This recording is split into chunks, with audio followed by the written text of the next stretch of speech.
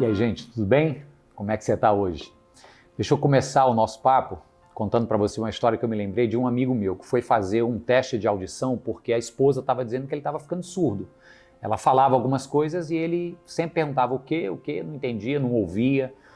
E, para surpresa dela, depois dele ter feito audiometria, o médico falou que ele não tinha problema de audição. E aí, conversando ali com o casal, já num tom de brincadeira, disse isso: olha, isso pode ser o que a gente chama de audição seletiva, né? O sujeito ouve o que quer e deixa de ouvir o que lhe desagrada. Isso existe, claro, e a gente coloca isso tanto no bom humor, mas, de fato, às vezes a gente não quer ouvir determinadas coisas e faz ouvido de mercador. Às vezes a nossa atenção também pode ser seletiva. Tem uma passagem bíblica que fala de um momento em que alguém estava pregando a mensagem do Evangelho e a pessoa que ouvia, ouviu até o ponto que lhe interessava. Quando entraram outros assuntos, essa seletividade veio em cena e então a mensagem foi interrompida. Deixa eu ler isso para você e depois eu explico melhor como isso se aplica no nosso cotidiano. Veja só. No capítulo 24 do livro de Atos dos Apóstolos, o apóstolo Paulo já está sendo julgado pelas autoridades romanas, o que resultaria na sua condenação. Uma autoridade romana chamada Félix vem para ouvi-lo. E eu vou ler para vocês então 2 versos do capítulo 24 que falam sobre esse momento da conversa. Diz que, vários dias depois, Félix veio com Drusila, sua mulher, que era judia, mandou chamar Paulo e o ouviu sobre a fé em Cristo. Quando Paulo se pôs a discorrer acerca da justiça, do domínio próprio e do juízo vindouro, Félix teve medo e disse: basta por enquanto, pode sair. Quando achar conveniente, mandarei chamá-lo de novo. Percebeu aqui a seletividade do ouvinte entrando em cena? O Félix ouviu até o momento que aquilo de alguma forma não lhe agredia, não lhe deslocava do seu centro de conforto pessoal. Aí quando ele ouve sobre juízo vindouro, domínio próprio e justiça, ele disse: opa, pode parar, a partir daí eu já não quero mais. Aconteceu algo semelhante quando mesmo Paulo está pregando para os gregos e filósofos lá de Atenas.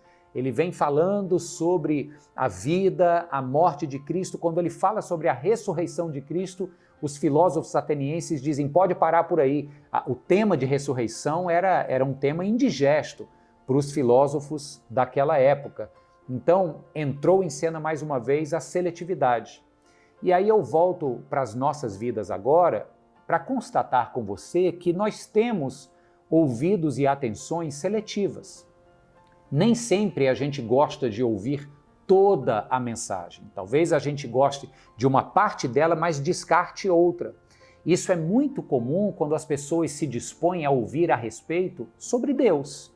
Por exemplo, quando vamos ouvir algo a respeito de religião, a gente já estabeleceu internamente que a gente gosta de uma parte da mensagem, mas outras nós não estamos dispostos a analisar ou digerir, porque de alguma forma aquilo pode tolher a minha liberdade ou mexer na minha zona de conforto. E são essas duas seletividades que eu sou capaz de apostar que tanto eu como você temos um pouco de problema com elas. Eu me refiro à seletividade que diz respeito à parte proibitiva da religião, ou seja, não faça isso, não faça aquilo. Se eu for uma pessoa religiosa, eu vou ter que parar de fazer aquilo ou de falar determinada coisa. E também a parte de responsabilidade pessoal, ou o que nós chamaríamos no ambiente religioso de comissionamentos, a forma como Deus nos comissiona, nos chama a assumirmos uma responsabilidade para com o mundo. Então deixa eu te explicar e você vai me dar razão, eu espero.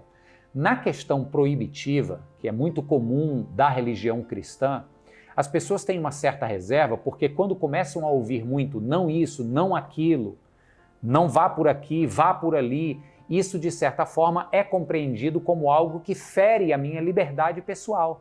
Nós vivemos num mundo que valoriza quase que de maneira idolátrica a liberdade pessoal. Qualquer coisa que venha mexer na minha liberdade, que venha querer me dizer posso ou não posso, isso me agride.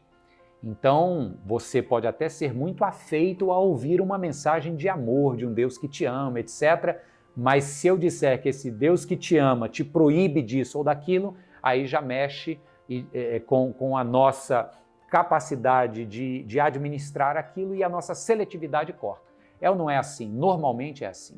Agora pensa só comigo, vamos pensar num exemplo. Um médico cardiologista que olha os exames de um paciente e diz, olha, o índice de entupimento das tuas coronárias está altíssimo, você tem que se abster de carne gordurosa, você tem que se abster de comidas gordurosas, evitar a qualquer custo esse estilo de vida alimentar que você está tendo. Então veja, o médico estabeleceu uma proibição voltada para o bem do camarada. É uma proibição que gera qualidade de vida. E eu queria lhe propor, a partir de hoje, enxergar assim a palavra de Deus. A religiosidade cristã, ela tem sim propostas que nos são feitas para que a gente faça escolhas, muitas delas contrárias ao que a nossa liberdade de querer fazer tudo optaria. Mas olhe para essas proibições, eu vou colocar entre aspas, como atitudes e propostas de amor de um Deus que te conhece e quer uma vida melhor para você. Quando Deus diz, não matarás, não adulterarás, não jurarás falso testemunho, Ele está pensando no bem daquela comunidade que está sendo criada a partir daquelas leis. Eu me refiro ao povo de Israel. Quando Jesus propõe um estilo de vida onde eu vou ter que dizer não para algumas coisas que antigamente eu gostaria de dizer sim, não é apenas a proibição pela proibição, é uma forma de dizer, olha, vai por esse caminho, mesmo não sendo o que a tua liberdade gostaria, porque ali é um caminho de vida plena e abundante. Percebe? E a mesma forma, nós podemos pensar sobre os comissionamentos, quando a palavra de Deus ou a religião cristã, de alguma forma, diz assim, se você quiser levar Deus a sério, você vai ter que assumir determinadas posturas para ser um testemunho no mundo. Isso é ser comissionado, para ser uma pessoa que reflete a imagem de Cristo. Veja bem, isso não precisa ser visto como um peso. Isso não precisa ser necessariamente considerado como algo ruim que te tira da sua zona de conforto. Sim, vai tirar da zona de conforto, mas não precisa ser ruim, porque no final das contas, isso é uma proposta de um propósito novo de vida. É dizer para a gente, olha, ao invés de viverem vidas autocentradas, voltadas apenas para interesses pessoais, assuma um propósito novo de fazer diferença no mundo. Vai dar trabalho? Vai mexer na zona de conforto? Claro, e é necessário que mexa, mas vai garantir a vocês uma vida completamente nova e muito mais relevante para si próprio e para o mundo ao seu redor. Então, vamos considerar esta seletividade que nós temos ao escutarmos a mensagem cristã dizendo isso eu gosto de ouvir, aquilo lá eu já não gosto. Porque talvez, em deixando de fora aquilo que nos incomoda de alguma forma, estamos deixando de fora a dimensão maior do amor e do propósito de Deus para as nossas vidas. Portanto, a minha oração e o meu desejo é que você abra os seus ouvidos, abra o seu coração, não faça como Félix ou como os atenienses, que ouviram só uma parte e rejeitaram outra. Deixa a mensagem de Jesus Cristo chegar no seu coração, toda ela, para transformar a sua vida e te colocar num caminho de relevância e de propósitos novos. Que Deus te abençoe e até o nosso próximo encontro, se Deus quiser.